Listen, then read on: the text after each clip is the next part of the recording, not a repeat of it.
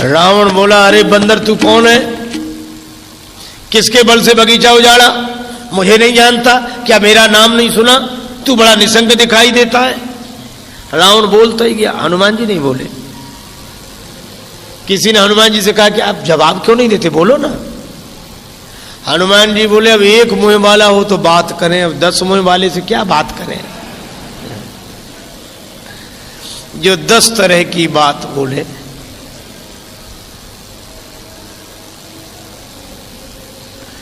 जो 10 तरह की बात बोले उससे क्या बात करें। एक मुंह वाला होता तो बोलते। और जब आवश्यक हुआ तब हनुमान जी ने बड़ी विनम्रता से उत्तर दिया। उत्तर बड़ा अद्भुत है।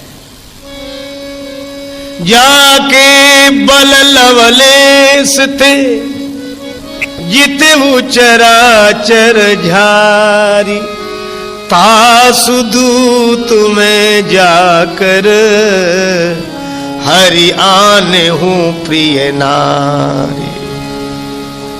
रावण, जिसका बल पाकर तुमने इतना वैभव उपस्थित किया है, मैं उन्हीं राम जी का दूत हूं। हाथ जोड़कर प्रार्थना करता हूं, अपने कुल का विचार करके तुम अपने जीवन को धन्य करो। रावण बोला, मृत्यु निकट आई खल तो ही। और जब हनुमान जी बोले कि उल्टा ही होगा, तो इतना क्रोध आया कि मार डालो इस बंदर को। सुनत निशाचर मारन धाये, पर जिसके रक्षक है श्री राम, उसे कोई मार नहीं सकता। प्रभु जगन्नाथ का भक्त जगत से हार नहीं सकता। श्री हनुमान जी महाराज निश्चिंत। और रावण ने राक्षसों को भेजा, मार डालो। राक्षस मारने के लिए दौड़े। किसी ने हनुमान जी से कहा कि अब? हनुमान जी बोले, चिंता नहीं है। क्यों? भगवान तो जानते हैं। अरे जानते हैं तो तुम बंधे हुए हो बंधन में, राक्षस मारने के लिए आए। हनुमान जी बोले कि जब रावण जानकी माता को मारने के लिए दौड़ा तो मंदोदरी बचाने वाली बन गई, और अब रावण के राक्षस मुझे मारने के लिए आ रहे, तो देखें भगवान किसे बचाने वाला बनाकर भेजते हैं। और भक्त का विश्वास। सुनत निशाचर मारन धाये, लेकिन तब तक विभीषण जी आए सचिवों के साथ, सिर झुकाया। महाराज, राक्षस राज, दूत अवध्य है, नीति के विरुद्ध हो रहा है, और कोई सजा दे दो। रावण ने विभीषण जी की बात तुरंत मान ली और क्या बोला? इस बंदर के अंग भंग कर दिए जाएं। अब हनुमान जी ने मन में सोचा कि रावण ने अंग भंग की तो आज्ञा दी है, पर अंगों का नाम तो लिया ही नहीं है। पता नहीं कौन से अंग भंग किए जाते हैं। श्री हनुमान जी सोचने लगे कि कहीं अंग भंग कराते समय रावण को अपनी बहन शूर्पणखा की याद आ गई, और रावण भी ये कहे कि इस बंदर के नाक कान काट दो। तो भगवान ने हमें भेजा है यहां, तो क्या भगवान के पास नाक कटाकर लौटे? और कितना बढ़िया संकेत है। श्री हनुमान जी को ही नहीं, हम लोगों को भी तो भगवान ने यहां भेजा है। और हनुमान जी सोचते क्या राक्षसों के हाथ नाक कटाकर लौटे? इसका सीधा सा अर्थ यह है कि हमको भी यह विचार करना चाहिए कि भगवान ने हमें यहां भेजा है, तो कम से कम विकारों के हाथ नाक कटाकर तो न लौटे। यही जीवन की सच्ची सार्थकता है। हनुमान जी बोले, तो करें क्या? विनय पत्रिका में श्री हनुमान जी को एक विशेषण दिया गया, महानाटक निपुण। महानाटक निपुण वीर बजरंग बली ने देखा पीछे पूंछ लटक रही थी, सो हनुमान जी ने दोनों हाथ से पूंछ पकड़ी और पूंछ को ऐसे पकड़े, माथे से लगाएं, बड़े गौर से देखें, पूंछ का चुंबन करें, फिर छोड़ दें। दूसरी बार भी पूंछ पकड़े माथे से। 3-4 बार जब ऐसे किया, रावण बोला, समझ गया समझ गया। क्या समझे? कपि के ममता पूंछ पर अंग भंग की आज्ञा सुनकर बंदर को और किसी अंग की याद नहीं आई, पूंछ की याद आई। बंदर की ममता पूंछ पर है। सबई कहो समझाई, हनुमान जी मन में खुश हुए कि काम बन गया। रावण की दृष्टि पूंछ पर चली गई, लेकिन हनुमान जी ने मन में सोचा कि कहीं ऐसा ना हो कि रावण यह भी तो कह सकता है कि एक तलवार मंगाए के पूंछ देव कटवाए। कह सकता था कि नहीं, कि तलवार मंगा और पूंछ काट दी जाए। हनुमान जी ने मन ही मन सरस्वती जी से प्रार्थना की कि इसकी बुद्धि बदल दो। रावण बोला, तेल भोरी पट बांधी पुनि पावक देहु लगाए। आप कहेंगे सरस्वती जी से प्रार्थना की, हां पुष्टि होती है आगे। रावण ने कहा, तेल में कपड़े डुबो, पूंछ में लपेटो, आग लगा दो। अच्छा, आप विचित्र यह सोचना कि रावण इतना विचित्र है तो प्रजा कोई कम विचित्र होगी? राजा जैसी प्रजा। राजा रावण ने तो कहा तेल में कपड़े डुबो। लंका नगर निवासी बोले, क्यों हमारे यहां घी की कोई कमी है क्या? रावण ने घी का नाम नहीं लिया था, पर राक्षसों ने रहा न नगर बसन घृत, घी से शुरू किया। पर हनुमान जी की पूंछ बढ़ी, सब घी खत्म। रावण के पास राक्षस आए कि घी तो खत्म है। रावण बोला, मूर्खों, घी के लिए कहा किसने था? राक्षस बोले, हमने सोचा कि बंदर की पूंछ में थोड़ा बहुत लगेगा, वो तो बढ़ती ही जा रही है।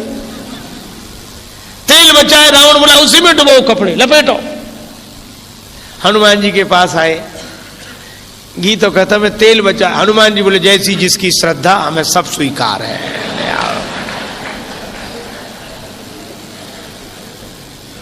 रहा न नगर बसन घृत तेला, बाढ़ी पूंछ कीन कपि खेला।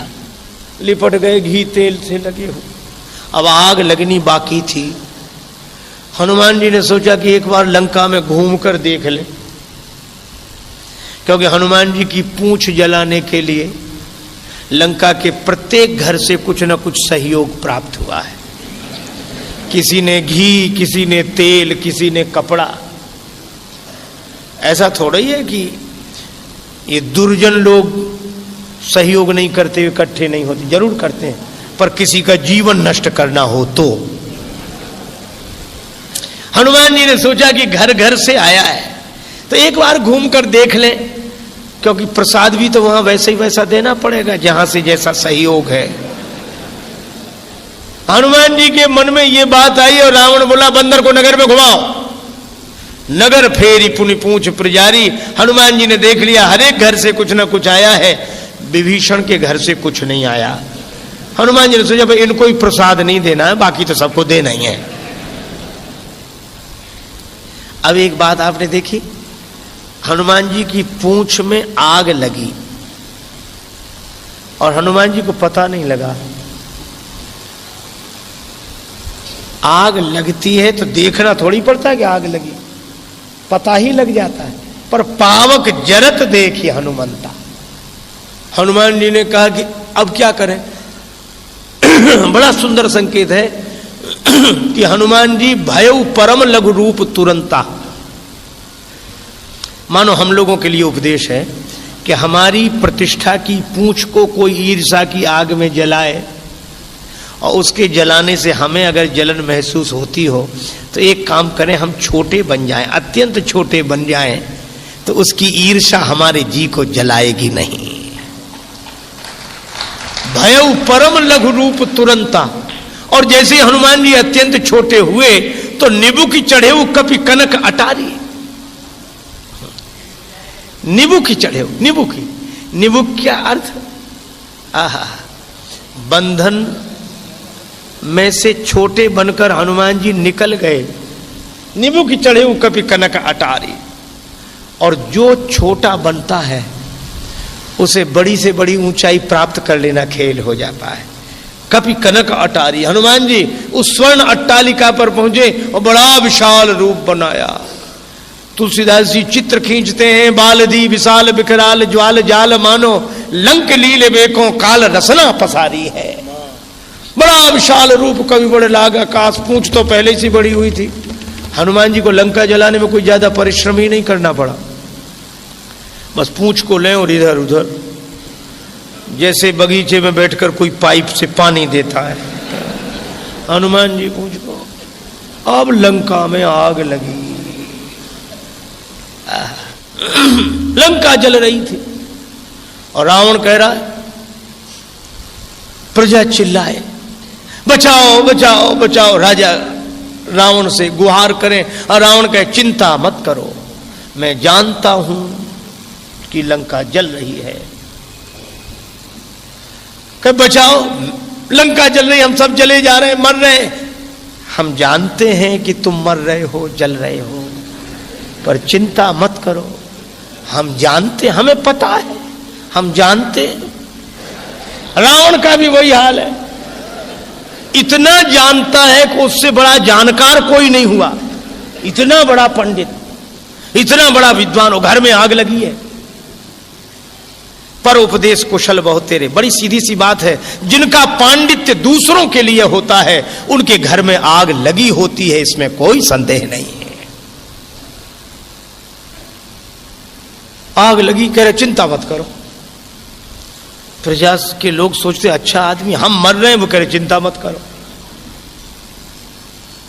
रावण ने कहा इंतजाम करता हूं। इंतजाम क्या किया, बादल बुलाए, पानी बरसाओ।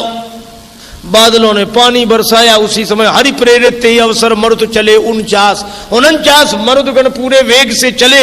इतनी तेज हवा कि पानी बादल बरसाए लंका में, हवा पानी को उड़ा कर ले जाए, 1 किलोमीटर दूर गिरे पानी। रावण बोला क्या हो रहा है, बादल बोले बरस रहे हैं, पर हवा इतनी तेज है कि हम फैसला नहीं कर पा रहे कि कहां से बरसे कि पानी लंका पर गिरे। रावण ने कहा कि तुम वापिस जाओ।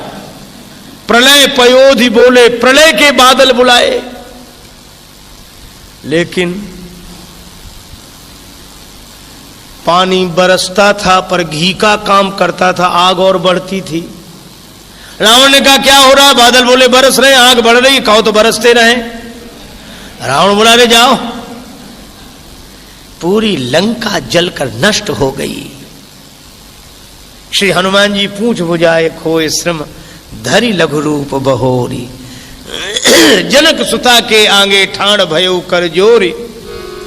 श्री जानकी माता ने हनुमान जी को देखा, एक बड़ा अच्छा प्रश्न किया। हनुमान लंक जला के जली भी नहीं, हनुमंत विचित्र है पूंछ तुम्हारी। हनुमान पूरी लंका जल गई, तुम्हारी पूंछ नहीं जली।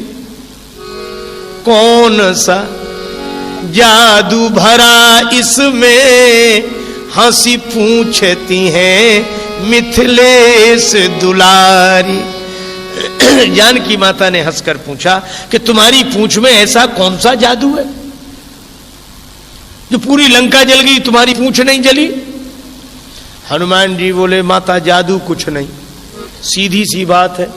बोले कपी ही राघव आगे है, हृदय में आगे बैठे राम जी। जास हृदय आगार बसई राम सर चाप धर। बोले कपी ही राघव आगे है और पीछे है पूंछ। राम जी हैं आगे और पीछे हमारी पूंछ। पीछे है पूंछ, रहस्य है भारी। क्या रहस्य है, का वानर को भला पूछता कौन, श्री राम के पीछे है पूंछ हमारी। आगे हैं राम जी और पीछे हमारी पूंछ। अर्थ सीधा सा है, राम जी के पीछे ही तो हमारी पूंछ है, नहीं तो कौन पूछता। और कितनी बढ़िया बात है, जो अपनी पूंछ को पीछे रखता है, भगवान को आगे रखता है, उसकी पूंछ का कोई कुछ नहीं बिगाड़ सकता।